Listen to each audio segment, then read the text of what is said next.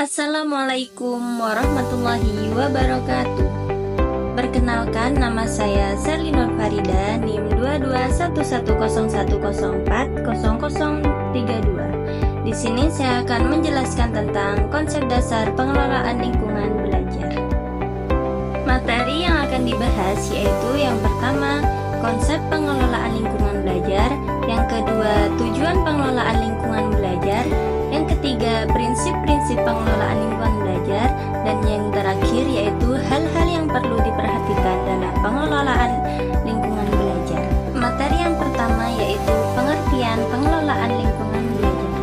Nah, di sini pengelolaan lingkungan belajar adalah suatu proses yang bertujuan untuk menciptakan kondisi yang mendukung dan memfasilitasi proses pembelajaran yang efektif. Hal ini melibatkan upaya untuk pengelolaan aspek fisik, sosial, psikologi, serta budaya dalam lingkungan pendidikan agar siswa dapat berkembang secara maksimal baik secara kognitif, emosional, maupun sosial. Yang kedua yaitu ada tujuan pengelolaan lingkungan belajar. Nah, ada 3 pokok tujuan pengelolaan lingkungan belajar. Yang pertama yaitu mewujudkan situasi dan kondisi kelas baik secara lingkungan belajar maupun sebagai kelompok belajar yang memungkinkan peserta didik atau siswa untuk mengembangkan kemampuannya semaksimal mungkin. Yang kedua yaitu menghilangkan berbagai hambatan yang berada di lingkungan belajar yang dapat menghalangi proses interaksi belajar mengajar. Dan yang ketiga, menyediakan dan mengatur fasilitas serta sarana atau alat peraga belajar yang mendukung dan memungkinkan siswa belajar sesuai dengan lingkungan sosial, emosional, dan intelektual siswa dalam kelas. Yang ketiga yaitu ada prinsip-prinsip pengelolaan lingkungan belajar. Penjelasan mengenai prinsip-prinsip pengelolaan lingkungan belajar. Yang pertama yaitu lingkungan belajar harus menciptakan suasana yang penuh semangat agar siswa antusias dalam melakukan pembelajaran. Yang kedua yaitu materi dalam pembelajaran harus menantang agar meningkatkan semangat belajar siswa. Hal ini mendorong siswa untuk lebih aktif dalam proses pembelajaran.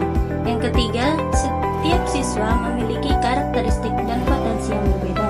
Yang keempat, yaitu pengelolaan lingkungan belajar harus mempertimbangkan latar belakang dan kemampuan siswa masing-masing siswa.